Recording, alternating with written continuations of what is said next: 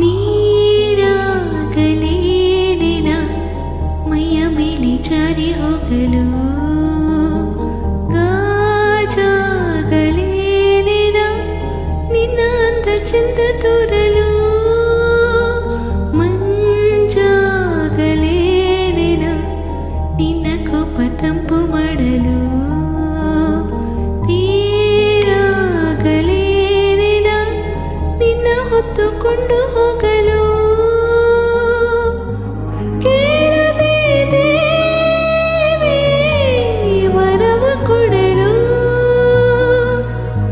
ಹೊಗಳದೆ ನಾನೇ ಮನಸ್ಸು ಕೊಡಲು.